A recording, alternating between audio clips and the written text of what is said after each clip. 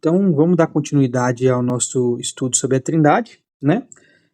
Falando primeiro sobre Deus Pai, tá? Para começar, quem é Deus? Antes de tratar especificamente de Deus como Pai, é necessário confirmar o entendimento de quem Deus é em si mesmo. A Confissão de Fé de Westminster descreve Deus como infinito em seu ser e perfeições, Espírito puríssimo, invisível, imutável, eterno, onipotente e absolutamente livre. Essa descrição não pretende esgotar Deus, mas proteger a mente contra distorções. A Escritura afirma que Deus é Espírito, João 4, eterno, Salmos 90, imutável, Malaquias 3 e perfeito, Deuteronômio 32. Isso significa que Deus não se desenvolve, não melhora, não muda de opinião como o homem. Ele é pleno em si mesmo. Lembra disso, a gente não está esgotando assunto nenhum. Tá? A gente não consegue esgotar o assunto da Trindade, a gente não consegue esgotar o assunto de Deus Pai, de Deus Filho, do Espírito Santo, não consegue. Mas nós estamos estudando para evitar distorções.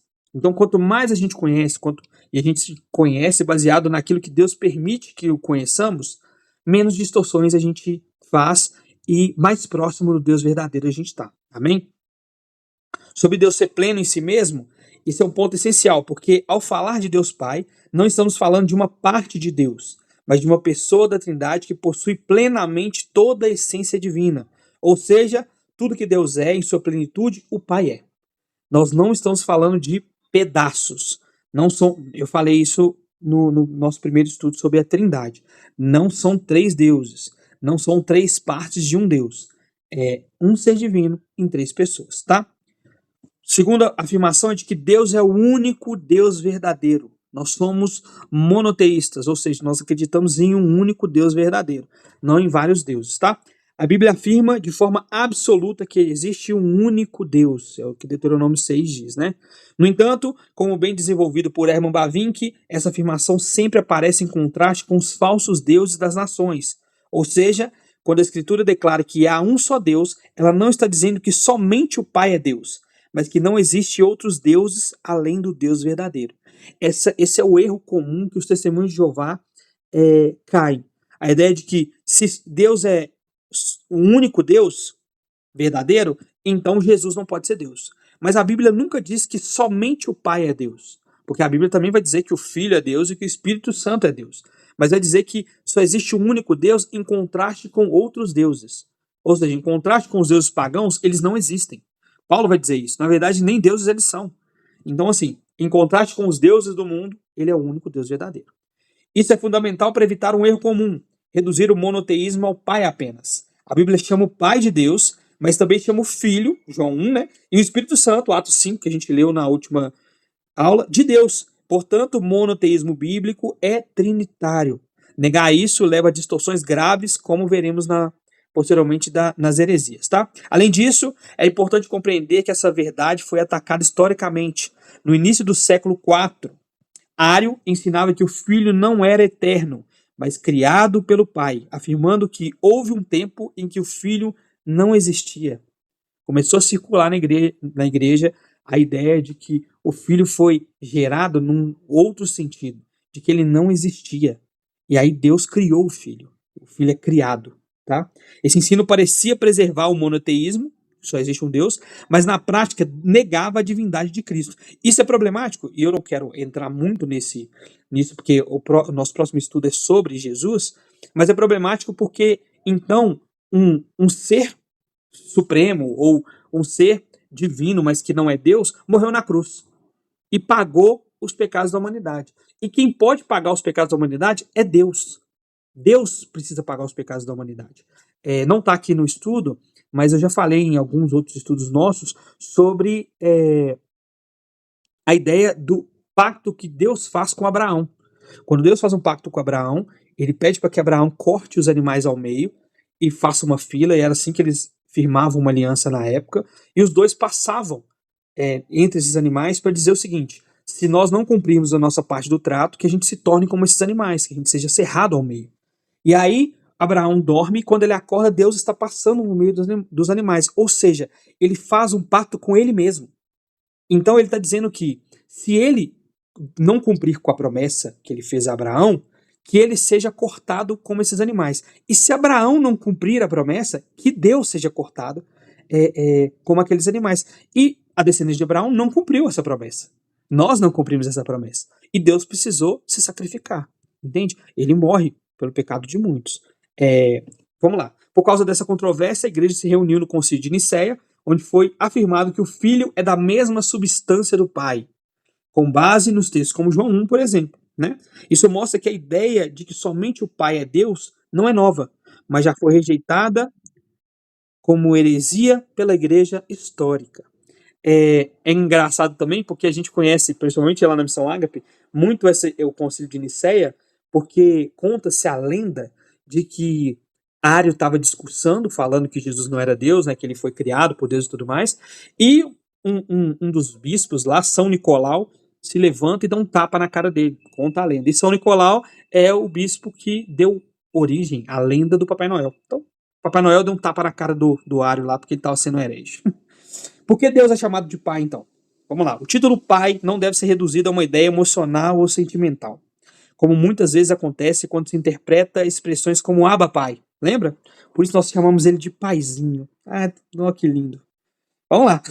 Embora esse termo expresse intimidade real, ele não deve ser entendido como algo infantilizado ou centrado no homem. O ponto principal da linguagem bíblica não é diminuir Deus à nossa experiência humana, mas revelar algo sobre quem ele é eternamente. Eu precisei colocar isso no estudo, porque eu lembro que, por causa da Laura Sogueles, as pessoas começaram a tratar Deus como paizinho, de uma forma íntima. Sabe? Não, ele é meu papaizinho. Ele é meu paizinho. Como se a gente fosse criança e Deus fosse o papaizinho, assim, de forma emocional. Só que não é isso que o texto está falando, tá? Pastor, fica à vontade.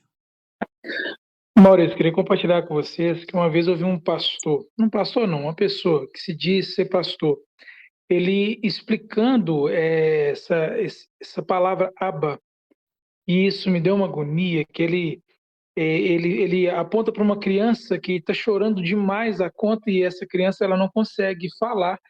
Então, é tipo assim, a criança começa, Abba, Abba, Abba, sabe? Tipo isso. Gente, eu achei isso assim, tão assim, chulo.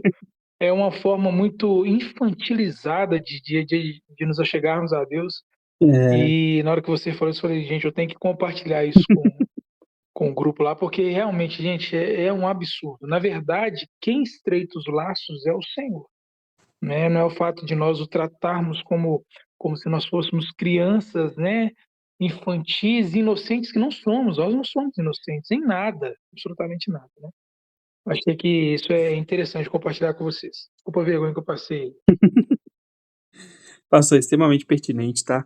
Porque nós vivemos em um meio muito emocional, sabe? E não é só diminuir Deus, é diminuir Jesus, é diminuir o Espírito Santo. A gente vai diminuindo as coisas para caber no nosso tipo de fé, no tipo de fé que a gente gosta, no confortável. É como se a gente transformasse toda doutrina, igual a gente está lendo Deus que destrói sonhos, e é um soco na cara. Sabe? É um soco na cara. Eu sei que muitas pessoas devem ler esse livro e rejeitar muito do que ele diz. Por quê? Porque é o primeiro contato com o verdadeiro evangelho. Geralmente o contato é com esse evangelho soft, good vibe. Essa ideia de que Deus ele é extremamente carente. O Espírito Santo é desesperado por você. Sabe? Jesus, assim, ele não aguentou. Eu já ouvi um pastor falar isso. Jesus não aguentou estar no céu. Ele precisou. Ele falou, cara, eu tenho que descer para salvar esse povo. Como se a Trindade tivesse ansiosa para que a gente nascesse, para que alguma coisa fosse feita, porque eles estavam cansados de si mesmos, sabe? Eu até postei um texto, aproveitando que o Robinho falou sobre dançar, né? Deus nos chamar para dançar ontem, sobre a pericorese, a dança da Trindade, sabe? Eles são completos um no outro. Eles não precisam de nós para nada, eles não precisam dos anjos, eles são Deus, sabe? Eles são completos, não existe essa coisa. Eu já ouvi um pastor falar uma vez que o céu estava vazio porque um terço dos anjos caiu. E aí Deus falou assim, eu tô sentindo tão sozinho, vou criar a humanidade. Ô, gente, olha o tanto de problema que nós causamos com o nome de Deus. Você acha mesmo? Os anjos que são perfeitos caíram. Deus falou assim, vamos criar uma galera que vai fazer pior. Vai fazer Sodoma e Gomorra. Vai. Vou falar mais nada não, vamos ficar caladinho, né? Mas é muita coisa, assim. A gente diminui muito quem Deus é. Mas falando sobre a palavra Abba, ela vem do aramaico e era usada no contexto familiar para se referir ao pai, mas não no sentido de algo infantil ou irrelevante. Ela comunica proximidade, confiança, dependência, sem perder o respeito. Por isso, quando o Novo Testamento preserva essa palavra e acompanha ela da tradução pai, que é pater, né, no grego, está reforçando tanto a intimidade quanto a reverência na relação com Deus. Ou seja, não se trata de uma linguagem informal no sentido moderno de paizinho, mas de um relacionamento real, seguro e reverente com Deus como pai. É o respeito, nós estamos respeitando a Deus como nosso pai, o nosso pai. É um pai íntimo, mas no sentido de que eu o respeito, porque ele é íntimo meu. Eu o venero, eu confio nele, porque eu o conheço, tá? Deus é chamado de pai em diferentes sentidos nas escrituras. Ele é o pai como criador, Malaquias 2 fala isso. Ele é o pai de Israel, em Êxodo 4 fala isso, e o pai dos crentes por adoção, Romanos 8, né? No entanto, o fundamento de todos esses usos está em uma verdade mais profunda do que isso. Deus é eternamente pai do filho, tá? Porque alguns, eu vou falar um pouquinho mais na frente, mas existe essa ideia de que Deus não era pai.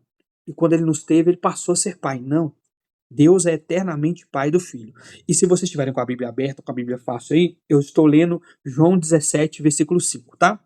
Jesus orando diz assim: Agora, Pai, glorifica-me junto a ti, como a glória que eu tenho contigo antes que o mundo existisse. Isso significa que ele não se tornou pai em algum momento da história, nem depende da criação para exercer essa paternidade. Antes de todas as coisas existirem, já havia relacionamento entre o pai e o filho. Amém? Essa verdade corrige uma ideia muito comum, a de que Deus só é pai porque nós existimos. Pelo contrário, nós só podemos chamá-lo de pai porque participamos pela graça da relação que já existia eternamente entre o pai e o filho. Como a Escritura diz, nós fomos feitos filhos em Cristo. E aqui eu estou lendo Efésios 1, capítulo 1, versículos 4 a 6. Porque Deus nos escolheu nele, antes da criação do mundo, para sermos santos e sem culpa diante dele, em amor, nos predestinou para sermos adotados como filhos por meio de Jesus Cristo, conforme o bom propósito da sua vontade, para o louvor da sua gloriosa graça, a qual nos deu graciosamente por meio do amado. Ou seja, nossa filiação é derivada de alguém, no caso de Cristo, não é originária. Deus não se tornou pai porque ele nos fez, e agora ele é pai. Não, é porque ele é pai do filho. Por ser pai do filho e por nós sermos adotados em Cristo, nós somos filhos também, tá? Portanto, quando chamamos Abba Pai, não estamos criando um relacionamento com Deus baseado nas nossas experiências, mas sendo inseridos em uma realidade que já existe desde a eternidade. Isso também protege contra uma visão centrada no homem, como se Deus precisasse de nós para ser quem ele é. Deus não precisa da criação para ser pai, para amar ou para se relacionar. Ele já é plenamente tudo isso em si mesmo. E aí entra a pericorese de novo. É a dança da Trindade. Nós fomos chamados para dançar. Nós somos chamados para fazer parte dessa dança que já acontece desde a eternidade, tá?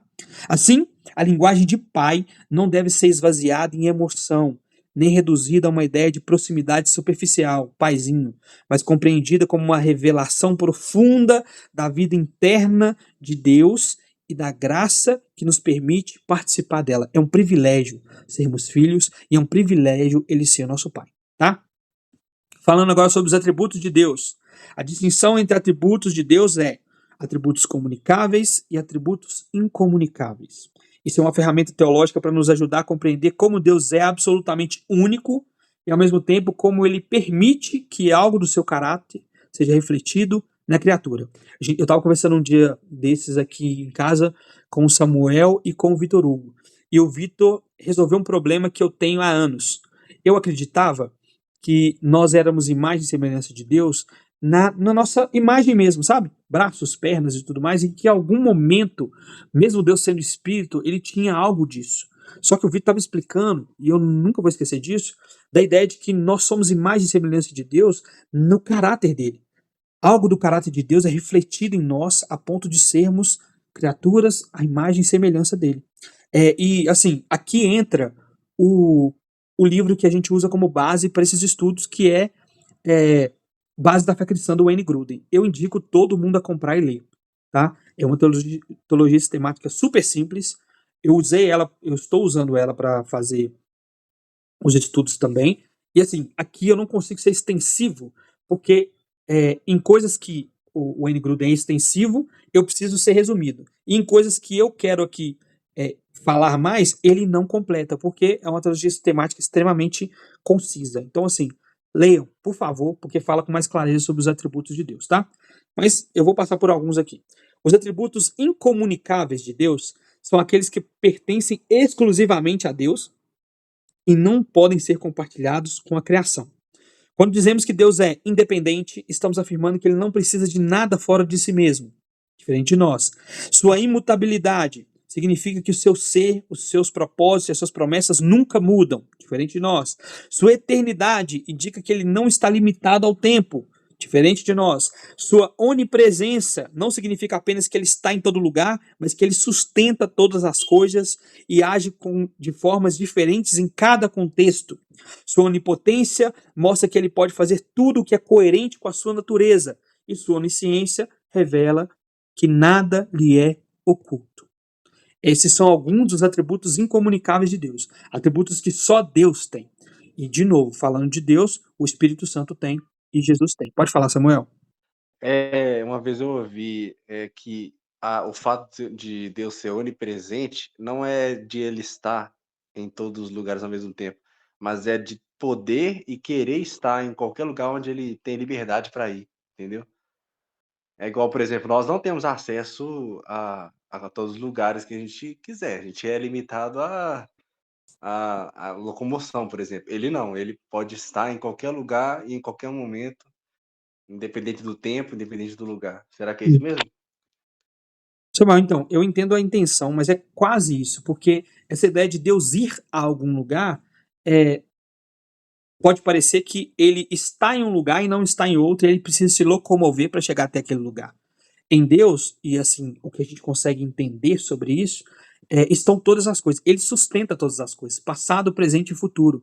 Ele não está no agora, ele não está no passado, ele está em tudo, sabe? Tudo em todo lugar ao mesmo tempo. Pode falar, pastor. Maurício, uma vez eu li um texto, não me recordo agora, talvez se alguém lembrar aí, fala, por favor. O texto fala que todas as coisas convergem nele. Então, ele está por ele ser. Né? Uma vez eu li algo nesse sentido. Agora, eu não me recordo se eu li um versículo bíblico ou um artigo, mas eu lembro claramente que diz que todas as coisas convergem nele. Então, pastor, isso parece Efésios 1, quando fala que o plano de Deus, Deus revelou o mistério. Lembra? Eu preguei isso numa quarta-feira. Fala que o plano de Deus, o mistério de Deus que foi revelado, foi convergir em Cristo todas as coisas, as celestiais e as terrenas. É exatamente isso mesmo, tá? Então, assim, eu entendo o que a pessoa quer dizer, Samuel, mas é mais do que isso, sabe? Deus sustenta todas as coisas.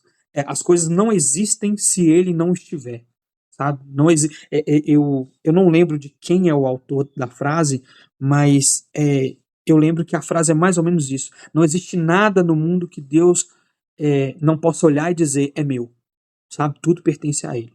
Mas vamos lá. Já os atributos comunicáveis são aqueles que, de forma limitada e imperfeita, aparecem no ser humano. E por que limitada e imperfeita? Por causa do pecado, tá?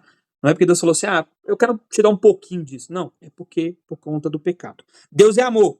Nós amamos, mas o nosso amor é falho e muitas vezes egoísta. Deus é santo e somos chamados à santidade, mas nunca alcançamos sua pureza absoluta. Deus é justo, verdadeiro, bom, é sábio e refletimos essas qualidades, mas sempre de forma parcial e corrompida pelo pecado. Portanto, quando dizemos que os atributos comunicáveis são compartilhados, precisamos deixar claro que isso acontece de forma limitada, derivada e imperfeita. Nós não possuímos esses atributos como Deus possui, nós apenas refletimos algo deles. Isso preserva a distinção entre Criador e a criatura. Outro ponto fundamental é que Deus não é dividido em partes. Ele não é mais amor em um momento e mais justiça em outro. Todos os seus atributos coexistem perfeitamente e plenamente todo o tempo. E aí eu vou ler aqui, Êxodo 34:6, onde Deus se revela ao mesmo tempo como misericordioso e justo. Diz assim, ó, Êxodo 34, versículos 6 e 7. Ele passou diante de Moisés proclamando: Senhor, Senhor, Deus compassivo e misericordioso, tardio em irar-se, cheio de amor leal e fidelidade, que mantém o seu amor leal a milhares e perdoa a iniquidade, a transgressão e o pecado. Contudo, não deixa de punir o culpado. Castiga os filhos e os netos pelos pecados dos pais até a terceira e quarta geração. Isso aqui, esse texto e outros textos, demonstram que Deus ele não é fragmentado. Hoje eu sou amor, hoje eu não sou. Aqui eu sou amor, aqui eu sou justiça. Não, o amor de Deus é justo e a justiça de Deus é amorosa. As duas coisas coexistem. E aí você fala assim, cara, mas como em tal situação, em outra situação? Então, aí entra na parte que a gente não consegue entender. Sabe? Existem coisas que a gente consegue entender, essas coisas coexistem, Deus não é por partes, tudo que ele o é plenamente, mas como isso em cada relação se correlaciona é complicado. Estava conversando com uma aluna um tempo atrás, a gente estava falando sobre Deus amar as pessoas no inferno, sabe? Como criatura, Deus ama todos, como criatura dele, né? Feito nele. Tanto que a gente não deve fazer mal a ninguém, porque essas pessoas são imagem e semelhança de Deus. Salvos ou não, somos imagem e semelhança de Deus. Mas, ali a justiça de Deus é aplicada, e ele não deixa de ser amor. Entende? Ele não deixa de ser amor, porque ele aplica a justiça dele contra os iníquos e ele demonstra o seu amor na justiça dele para aqueles que foram eleitos. Assim, Paulo explica isso em Romanos 9, tá? Essa verdade corrige a ideia errada de que o Deus do Antigo Testamento seria diferente do Deus do Novo Testamento. Deus é sempre o mesmo, perfeito em todos os seus atributos, sem contradições em si mesmo. Cara, vai ler o Antigo Testamento, vai ler. Quando Deus fala sobre perdão, quando Deus fala, e assim, principalmente no Novo Testamento, Jesus está falando isso, são coisas que estão lá em Deuteronômio, estão lá em Levítico, tá tudo lá, tá tudo na lei de Deus, esse perdão, esse amor, só que as pessoas olham Deus do Antigo Testamento diferente do Deus do Novo Testamento, a ideia de que Jesus ele é um Deus mais amoroso, sabe, ele é a parte amorosa de Deus, fujam dessas coisas, porque isso aí já é, assim, caminho para o precipício, tá? Sobre o nome de Deus, tetragrama e as questões de pronúncia do nome de Deus. Isso aqui é importante e eu sei que pessoas que vivem no nosso ciclo vão entender um pouco mais por que isso é importante, porque nós convivemos com pessoas que caíram da fé por crerem diferente disso aqui, tá? Talvez você fale assim, bobeira, beleza, pode ser. Bobeira para você que não passou por isso, mas nós vimos pessoas caírem na fé por conta disso aqui, tá? Sobre o nome de Deus. O nome de Deus, especificamente o tetragrama YHWH, relatado em Êxodo 3, expressa sua autoexistência. Eu sou o que sou. O nome comunica que Deus é independente, eterno e não condicionado por nada fora de si. No entanto, a pronúncia original desse nome se perdeu ao longo do tempo. Isso aconteceu porque, por reverência, os judeus passaram a evitar pronunciar o nome YHWH, substituindo por Adonai, que significa Senhor, durante a leitura das Escrituras. Com o tempo, os escribas maçoretas inseriram as vogais de Adonai nas consoantes YH, WH, para lembrar o leitor de não pronunciar o nome original. Daí surgiu a forma como Yahweh, ou Yahvé, seja o que for. Reconstrução acadêmica disso, e Jeová, que é uma forma posterior que mistura consoantes e vogais de maneira artificial. Além disso, na Bíblia, o nome de Deus não se refere apenas à sua pronúncia, mas à revelação do seu caráter. Eu sou o que sou, né? O nome revela quem ele é. O nome representa quem Deus é. Por isso, textos como Provérbios 18 afirmam que o nome do Senhor é torre forte. E João 17 mostra que Jesus revelou o nome do Pai aos discípulos, não ensinando uma pronúncia específica, mas revelando a sua natureza e caráter. Eu vou ler para vocês. João 17,6. Eu revelei o teu nome àqueles que do mundo me detestam. Aqueles que do mundo me detestam.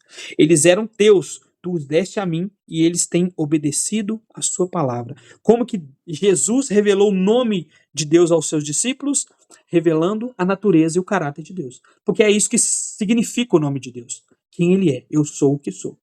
Isso reforça que a adoração verdadeira não depende de uma forma fonética exata, mas do conhecimento correto de Deus conforme ele se revelou. E por que eu estou falando disso também? Lembra na época da Laura Sogueles de novo? Eu converti nessa época, então eu tenho muita experiência para falar dessa época. Ela lançou a música, no meio disso lançaram outras músicas, e lançou aquela música que falava Yeshua. Yeshua. E aí uma galera começou a chamar Jesus de Yeshua. Uma galera. Ah, porque Yeshua está nesse lugar, Yeshua não sei o quê. Como se o nome em uma outra pronúncia tivesse mais poder do que na nossa pronúncia. Jesus não é suficiente mais. Deus não é suficiente mais. Agora é Adonai e Yeshua. Entende? Isso é ridículo. Para falar o mínimo, assim. Isso é ridículo. A ideia não é essa. A ideia é o que o nome carrega. O nome de Jesus tem poder. Então você vira para quem está endemoniado e fala assim: fala Jesus. E aí a pessoa não consegue falar porque o nome Jesus, J-E-S-U-S, tem poder. Não é sobre isso. É sobre a representação, o que representa esse nome. Tá? Isso levanta uma questão importante. Se não sabemos a pronúncia exata do nome de Deus, podemos adorá-lo corretamente? E a resposta é sim. De novo, para alguns não vai fazer sentido, mas nós convivemos com pessoas que começaram a duvidar do nome de Jesus, do nome de Deus, desculpa. Começaram a acreditar que como o nome se perdeu, a pronúncia se perdeu, a gente não conseguiria adorar a Deus de verdade, porque a gente não sabe o nome, a pronúncia correta. Esses caras hoje estão desviados. Engraçado. Eu vivo na fé. Eu creio em Cristo Jesus, eu creio em Deus, eu creio nas doutrinas e tudo mais. Se eu descubro hoje que não existe forma de adorar esse Deus, por que eu vou para o mundo? Eu nunca entendi essa lógica. Eu sei que ele existe, eu só não consigo o adorar. Então, assim, ele ainda odeia o pecado, ele ainda odeia o mal, ele ainda odeia o mundo. Por que eu vou para o mundo? Adoração nunca esteve condicionada à pronúncia exata de um nome, mas ao conhecimento verdadeiro de quem Deus é. Jesus ensina que adoramos em espírito e em verdade, não por uma fórmula fonética específica. Além disso, o próprio Novo Testamento utiliza termos como Theos, para falar de Deus, e Kyrios, para falar de Senhor, para se referir a Deus. Então, assim, se o tetragrama, com as suas vogais certinhas, no lugar certinho, fosse importante, esse nome era usado e nenhum outro era usado junto, entende? Então, assim, isso só revela quem Deus é em sua essência. Eu sou o que sou. Portanto, a ideia de que não podemos invocar ou adorar a Deus por não conhecermos a pronúncia exata do tetragrama não tem base bíblica. O que Deus exige não é precisão fonética, mas fidelidade à revelação de quem Ele é. Eu sou o que sou. Tá? Sobre o Pai na Trindade, sobre a ordem de inferioridade ou não, tá? Dentro da Trindade, o Pai é frequentemente apresentado como aquele que envia o Filho e o Espírito. No entanto, essa forma de atuação precisa ser entendida corretamente para não gerar confusão.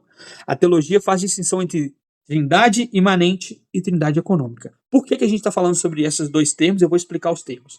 Porque pode gerar uma confusão de que a gente pode criar isso na nossa cabeça, tá? Sem falar, a gente cria isso. De que Deus é um Deus maior, Jesus é um Deus do meio e o Espírito Santo é um Deus menor. A gente vai falar sobre o Espírito Santo e o Francis Chan tem um livro chamado Deus Esquecido para falar do Espírito Santo. Porque é essa a ideia. Deus Pai, ele é o Deus Supremo. Jesus, ele é um Deus menor, ele veio e morreu por nós, bacana demais, mas Deus Pai é o que manda. Jesus, ele é só um subordinado. E o Espírito Santo é só a força. Ele é só o vento de Deus, assim, que resolve o problema. E não é isso que a Bíblia diz, e a teologia trata esse tema da Trindade com dois tópicos, a Trindade imanente e a Trindade econômica. A Trindade econômica, inclusive, eu já falei na aula sobre Trindade, mas eu vou reforçar aqui, tá? Sobre a Trindade imanente. A Trindade imanente se refere a Deus em si mesmo, ou seja, como ele existe eternamente. Pai, Filho e Espírito Santo coexistem em perfeita comunhão. Isso significa que o Pai não se tornou Pai ao longo do tempo, nem passou a exercer esse papel apenas na criação. Ele é eternamente Pai. Isso é imanência, é quem ele é. Sabe? Isso é quem ele é. Sobre a Trindade econômica, se refere à maneira como Deus se revela e atua na história, especialmente na obra da salvação. Nesse sentido, nós vemos uma ordem. O Pai envia o Filho cumpre a vontade do Pai, e o Espírito Santo é enviado para aplicar essa obra no crente. Pronto. Essa situação não cria uma nova realidade em Deus, mas manifesta no tempo aquilo que ele já é eternamente. Ou seja, Deus não começa a agir como Pai, ele envia o Filho porque sempre foi o Pai. Existe a imanência de Deus, quem ele é, e de novo, isso aqui é uma parte um pouco mais complicada mesmo, tá? Mas é o que a gente consegue entender até então e o que eu consigo passar, óbvio. Existem livros sobre isso, existem pregações sobre isso, artigos muito melhores do que eu estou conseguindo passar aqui, tá? Mas a gente precisa entender a diferença da Trindade imanente, ou seja, ela em si mesma, e a econômica, ela na história. A atuação é Deus enviando o seu Filho, enviando o Espírito. Mas Deus, o Filho e o Espírito estão lá desde a eternidade, e são um. tá? Além disso, a Escritura também indica que essa distinção entre as pessoas não está apenas na forma como Deus age, mas nas próprias relações eternas dentro da Trindade. O Pai é apresentado como aquele que gera o Filho. E gerar ali não é porque o Filho não existia, tá? E de quem o Espírito procede. Esses termos não indicam a criação ou começo, mas relações eternas dentro do próprio Deus. Por isso, a teologia afirma que o Pai é a fonte ou o princípio sem princípio. Não no sentido de ser mais Deus, mas de ser aquele de quem o Filho é eternamente gerado e de quem o Espírito eternamente procede. É uma ordem, não de início e fim, é uma ordem de ser. Deus Pai, Deus Filho e Deus Espírito, tá? Por isso, quando falamos que o Pai envia, não estamos dizendo que ele é superior. Não existe uma hierarquia de essência dentro da Trindade. Os três são Deus. O Pai não é mais Deus que o Filho ou o Espírito. O que existe é uma ordem funcional, uma forma de organizada de atuação que reflete relações eternas. O Pai não é mais Deus que o Filho, mas o Pai envia o Filho. Tá? O Filho não é inferior ao Pai, mas voluntariamente se submete à obra da redenção. E o Espírito não é menor, mas atua perfeitamente em unidade com o Pai e o Filho. Funções. São funções da Trindade. Tá? Essa compreensão também protege a doutrina da imutabilidade de Deus. Deus não muda em sua essência nem em sua identidade. A forma como ele age na história não altera quem ele é eternamente. Assim, a Trindade econômica não é uma adaptação de Deus ao mundo, mas a revelação no tempo daquilo que ele sempre foi em si mesmo: Pai, Filho e Espírito Santo. Assim, ao falar do Pai, não estamos falando de um Deus separado, mas da pessoa que, dentro da unidade da Trindade, é revelada como aquele que planeja, envia e governa todas as coisas, sendo a origem das relações trinitárias, sem jamais deixar de ser um com o Filho e com o Espírito. Isso não é fácil de entender, tá? Desculpa, isso não é fácil de entender, muito menos é fácil de explicar, muito menos para mim, que tenho extremamente pouco conhecimento sobre esse assunto, mas é tudo que a gente consegue riscar por agora sobre isso. É a gente entender que Deus desde sempre é Pai, Jesus desde sempre é Filho, o Espírito Santo desde sempre é o Espírito Santo, e os três são Deus. E na economia da Trindade, eles exercem funções. O Pai envia, o Filho morre em nosso lugar, né, e redime a humanidade, e o Espírito coloca isso no crente, esse dever, essa vontade, esse crer, tá? E por que isso é importante? Uma das coisas, das importâncias que nós damos para essa ideia é o papel do Pai na oração. A oração cristã segue um padrão que nasce da própria relação entre as pessoas da Trindade. A Escritura ensina que temos acesso ao Pai por meio do Filho no poder do Espírito Santo. Efésios 2, 17 e 18. Ele veio e anunciou a paz, ele quem? Né? A vocês que estavam longe e a paz aos que estavam perto, pois por meio dele ambos temos acesso ao Pai por um mesmo Espírito. Por meio de Jesus, nós temos acesso ao Pai e pelo mesmo Espírito. Jesus orienta os seus discípulos a orarem dizendo: Pai Nosso, Mateus 6, né? Estabelecendo o Pai como destinatário principal da oração. Oramos ao Pai. Esse padrão não é arbitrário, mas reflete a forma como o próprio Cristo se relaciona com o Pai. Durante seu ministério terreno, Jesus não ora a si mesmo, mas sempre ao Pai. Ele afirma repetidamente que veio para fazer a vontade do Pai e reconhece o Pai como aquele que o enviou. Isso não significa que Jesus seja inferior, mas que dentro da obra da redenção, de novo, a economia da Trindade, ele assume voluntariamente o papel de enviado. Da mesma forma, após sua obra, o Filho promete enviar o Espírito Santo, chamando de outro Consolador, mostrando continuidade e ordem na atuação das pessoas divinas. Assim, vemos um movimento claro na revelação bíblica. O Pai envia o Filho realiza a obra e envia o Espírito, e o Espírito aplica essa obra nos crentes. Por isso, quando falamos que a oração segue uma ordem ou até uma hierarquia, é importante explicar corretamente esse termo. Não se trata de uma hierarquia de valor ou de essência, como se o Pai fosse mais Deus que o Filho ou o Espírito, porque isso seria heresia, tá? Trata-se de uma ordem funcional, ou seja, uma maneira organizada como as pessoas da Trindade atuam e se relacionam. Assim, o padrão bíblico é: oramos ao Pai, em nome do Filho, pelo auxílio do Espírito Santo.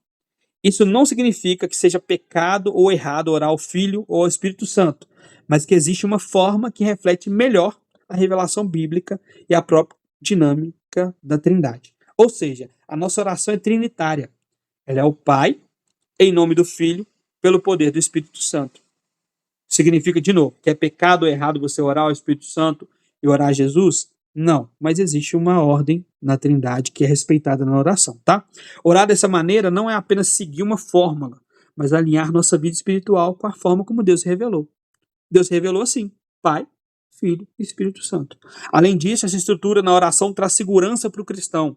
Orar ao Pai significa se dirigir àquele que planejou a salvação e que cuida dos seus filhos com bondade. Isso mostra que a oração não é apenas um exercício teológico correto, mas um relacionamento real com um Deus que ouve, responde e governa todas as coisas segundo a vontade perfeita. Isso aqui é bem complicadinho também, mas mais por questões emocionais. Na época do início da minha conversão, tinha muita ideia da igreja de resgatar o Espírito Santo. Por quê? Porque nós vivemos épocas obscuras na igreja, onde o Espírito Santo era tratado como uma coisa, ou só o Espírito de Deus mesmo, sabe? Foi se descobrir que o Espírito Santo era uma pessoa e era Deus, assim, recentemente. E aí, para se resgatar isso, começaram a ter cultos ao Espírito Santo, buscas pelo Espírito Santo, orações ao Espírito Santo. E de novo, o Espírito Santo é Deus, sabe? Mas a Bíblia nos mostra a relação na Trindade com o Pai enviando o Filho e o Filho enviando o Espírito Santo. Então, é mais seguro para nós orarmos trinitariamente, orarmos ao Pai em nome do Filho, através do poder do Espírito Santo, tá? Heresias relacionadas a Deus Pai. Vamos lá. O arianismo, como eu já falei, ensinava que somente o Pai é Deus verdadeiro, negando a divindade do Filho. Esse erro foi condenado porque contradiz os textos como João 1 e Colossenses. Outro erro era o unitarianismo, que nega completamente a Trindade e reduz Deus a uma única pessoa. Isso, os testemunhos de Jeová passam por isso, né? Jesus é até um anjo Miguel, a confusão que eles arrumam lá. Beleza. O modalismo, ou sabelianismo, que ensina que o Pai, o Filho e o Espírito são apenas modos de uma mesma pessoa, negando a distinção entre eles, ou seja, é como Deus se revela e tudo mais, está errado. O marcionismo separava Deus do Antigo Testamento do Deus do Novo, negando a sua imutabilidade, né? O deísmo, né, que afirma que Deus criou o mundo, mas não se envolve com ele. Isso é heresia também, tá? Todas essas heresias surgem quando se rompe o equilíbrio bíblico. Ou se nega a unidade de Deus, ou se nega a distinção entre as pessoas da Trindade. Um Deus, 3 pessoas. Lembra só disso, gente. Um Deus, 3 pessoas. Isso mostra como é fácil distorcer a compreensão de Deus quando não se permanece fiel à revelação. E a gente está falando sobre isso desde do nosso outro estudo. A gente precisa estar fiel à revelação, ainda que a revelação seja pouca, não seja suficiente para sanar todas as nossas dúvidas. A gente não pode ultrapassar ela e a gente não pode não estudá-la. De novo, isso no mínimo, tá? Vai mudar sua forma de orar. No mínimo. No máximo, vai revelar quem Deus é de fato, quem Jesus é de fato, quem o Espírito Santo é de fato e a importância da Trindade na nossa vida. A vida cristã é uma vida trinitária. Ah, é corpo, alma e espírito. É, não sei o que ela... Não, a vida cristã é uma vida trinitária. Pai, Filho e Espírito. É simples assim, tá? Já finalizando, sobre o conhecimento de Deus ser limitado, eu estava lendo os atributos de Deus do Pink, A.W. Pink, e assim, é o livro mais famoso para falar sobre os atributos de Deus, é o livro do Pink, né? E ele diz ali que Deus é incompreensível. Isso significa que nós não podemos conhecê-lo plenamente, mas podemos conhecê-lo verdadeiramente.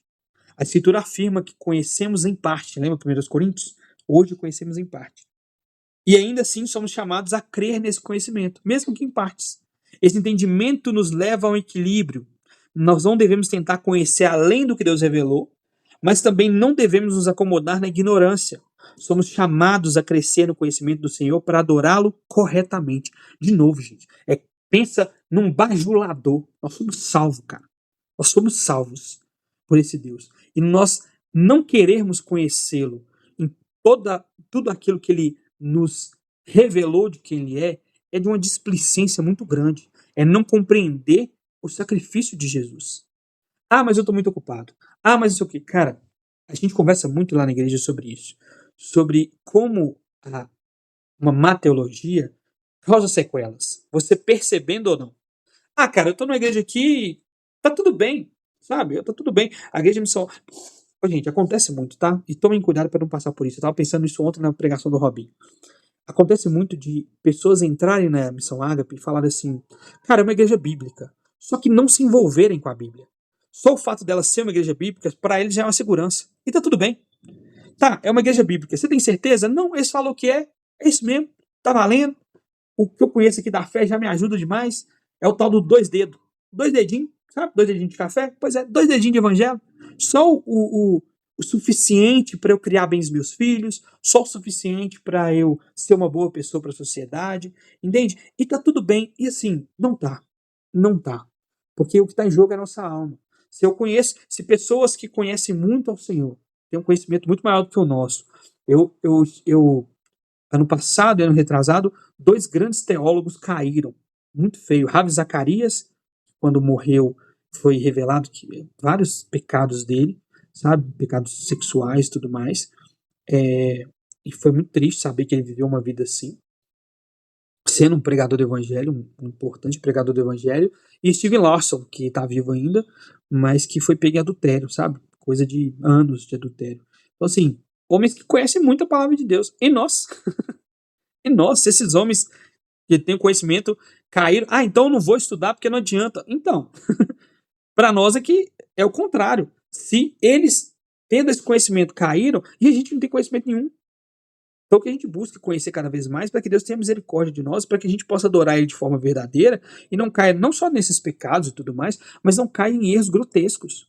De ensinar, por exemplo, algo errado para os irmãos, de ser o menor no reino dos céus, que é o que a Bíblia diz. Aquele que crê nessas coisas ensina, isso é o menor no reino dos céus. Ou seja, existem benesses de Deus, e assim, seja financeiro, seja o que for, que nós não vamos receber por sermos menores no reino.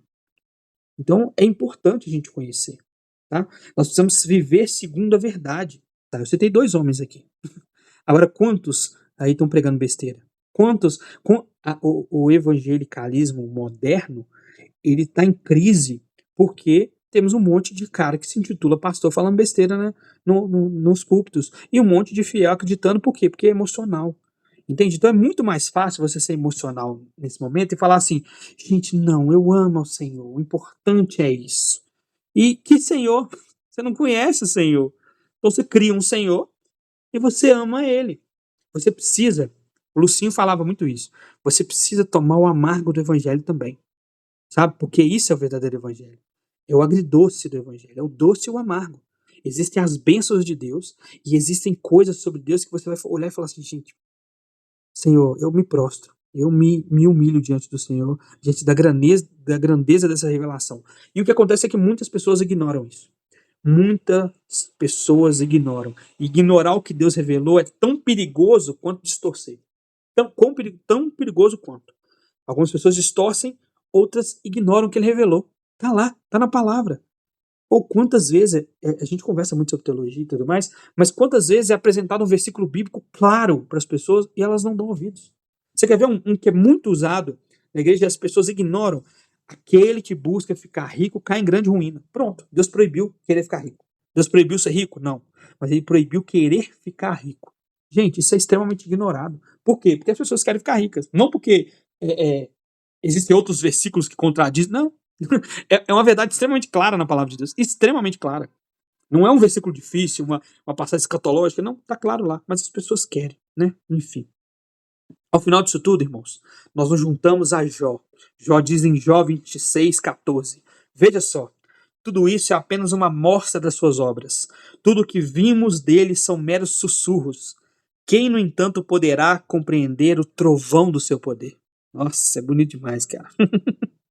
Para concluir, conhecer Deus como Pai é entrar em uma realidade que é ao mesmo tempo teológica e profundamente espiritual e pessoal. Ele é o Criador, sustentador e soberano sobre todas as coisas, totalmente independente de nós, mas pela graça se revela como Pai daqueles que estão em Cristo. Esse conhecimento não é apenas uma informação, mas ele nos transforma, ele molda nossa mente, corrige nossa visão e dirige a nossa vida. E é isso que o conhecimento tem que fazer. O conhecimento com o Espírito Santo precisa moldar a nossa mente. Cara, eu não só entendi. Opa, Maurício falou, bacana, informação, entendi. Não. Isso molda a forma com que eu vejo as coisas. Isso corrige a minha visão. Cara, antes eu via Deus só de ouvir falar, agora eu vejo face a face. Isso dirige a nossa vida. Agora eu vou viver a minha fé em Deus como um Deus trinitário. Agora eu vou adorar a Deus no meu dia a dia, sabendo que Ele é meu Pai. Ele é meu Pai, eu devo respeito a Ele. Então, todo conhecimento, seja nos livros, seja nas pregações, seja nos nossos momentos de adoração, seja nas músicas que a gente escuta, deve nos levar, todo esse conhecimento deve nos levar a adorar de forma correta a Deus, a mudar a nossa forma de pensar sobre Deus, a corrigir a nossa visão sobre quem Deus é, a dirigir a nossa vida.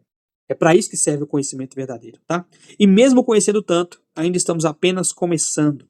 Tudo que conhecemos é apenas um vislumbre da sua grandeza, que foi o que eu acabei de falar ali em Jó. Por isso, conhecer a Deus não nos leva ao orgulho, mas à humildade, à reverência e a uma vida de adoração contínua. E assim eu encerro a nossa aula de hoje. Se alguém tiver mais alguma coisa para falar, gente, vocês podem ficar à vontade, tá? Eu vou dar uns 2 minutinhos para vocês aí. A Malu mandou no chat aqui, eu vou ler porque parece que ela não tá podendo falar, não? Ela falou o seguinte: acerca da Trindade, como vocês explicaram que são 3 pessoas em um só Deus, como podemos discernir, identificar qual pessoa está agindo, como cada um age? Então, no plano de salvação, Deus age como aquele que envia, Jesus age como aquele que salva, né? Aquele que se entrega, e o Espírito Santo age nos convencendo. Então, quando nós somos convencidos do pecado, justiça e juízo, essa é uma ação do Espírito Santo, é o que a Bíblia diz. Quando de forma espiritual existe uma intercessão por nós, é Jesus quem está intercedendo. E sempre é o Pai. O Pai é aquele que envia, o Pai é aquele que age, sabe? Então, assim, tudo que está em nós, primeiro que no total, na totalidade da Trindade, os 3 estão agindo, tá? Mas na economia da Trindade, as funções são essas. Jesus é o nosso intercessor, é o nosso advogado, e é o que a Bíblia diz. Então é aquele que intercede por nós quando diante do Pai, quando nós pecamos e tudo mais. O Espírito Santo é aquele que nos convence, aquele que convence o homem do pecado, justiça e juízo, mas é Deus quem envia. É Deus quem envia essa obra. É Deus quem transforma um coração de pedra em um coração de carne, usando o seu Espírito Santo. Então, assim, muitas das vezes, Malu, a gente não precisa distinguir isso, porque a gente agradece a Deus, entende? Agradece ao Deus triuno, ao Deus Pai, ao Deus Filho, ao Deus Espírito Santo. Então, muitas das vezes a gente não precisa, entre aspas, entender quem está agindo. Opa, aqui quem está agindo é Deus. Opa, quem está agindo aqui é Jesus. Mas, em certos momentos, a Bíblia nos mostra quem está agindo. E é nisso aí que a gente precisa crer. Toda vez que nós somos convencidos, nós somos convencidos pelo Espírito Santo. Mas não é uma obra solo do Espírito Santo. Porque o Espírito Santo foi enviado pelo Filho, que foi enviado pelo Pai. É o Espírito de Deus também. Então, assim, não sei se eu respondia muito bem a pergunta, mas a gente precisa se maravilhar com toda a obra de Deus e reconhecer que na economia da Trindade as funções são diferentes, mas a glória é sempre dada ao único e verdadeiro Deus. É isso. Então a gente encerra por hoje o nosso estudo, tá? Semana que vem não temos, e na outra semana nós vamos falar sobre o Deus Filho, Jesus Cristo, falar sobre o esvaziamento de Jesus, a kenosis, né? Ele se esvaziar, se fazer homem, o que isso significa, falar sobre o plano redentivo de Jesus, e sobre a união hipostática, ele ser 100% homem, 100% Deus. Eu sei que são assuntos um pouco complexos, mas assim, é o que a Bíblia nos revela sobre quem eles são. E é óbvio, gente, tem mais, é o que é 1 hora. Né? Nós estamos falando aqui de matéria de seminário, que assim, dura 1 mês, seminário sobre esse mesmo tema, esses mesmos temas, né? Seminários assim, sérios, né? Que levam anos para serem finalizados. Mas a gente está aqui como que arranhando a superfície, e eu espero que isso seja a porta de entrada para que a gente aprenda mais sobre Deus, tá? Ô Vitor, você ora pra gente, nego, pra gente finalizar? Com certeza. Amém, pessoal. Vamos lá. Senhor, muito obrigado por esse tempo, muito obrigado pela oportunidade de poder estar ouvindo, Senhor, da Tua Palavra, meu Deus, conhecendo mais do Senhor. Obrigado pela dedicação do Maurício, Senhor, a gente está preparando todo esse material, para a igreja do Senhor. Deus, nós te pedimos que o Senhor possa trazer, ó Pai, aos nossos mentes e corações esse ensino sempre necessário para que nós possamos estar posicionados corretamente diante do Senhor, ó Pai, realmente reverentes diante da grandeza e da beleza que há em Ti, Jesus. Nós venhamos cada vez mais orar mais corretamente, segundo o Seu coração, Senhor, pois nem isso sabemos fazer direito, Deus. Pai, que o Senhor possa conduzir o nosso conhecimento cada vez mais cativo ao Senhor, que nós possamos crescer juntos para a glória e honra do santo nome do Senhor. Muito obrigado por esse tempo, que o Senhor possa também já estar ajudando o Maurício a estar preparando o material da próxima aula, que o Senhor possa capacitar a ele lá, meu Deus, para ensinar, e, ó Pai, nos capacite também, meu Deus, a aprender de tudo aquilo que o Senhor deseja que nós venhamos trazer para nós, ó Pai, para a glória do seu santo nome. Amém.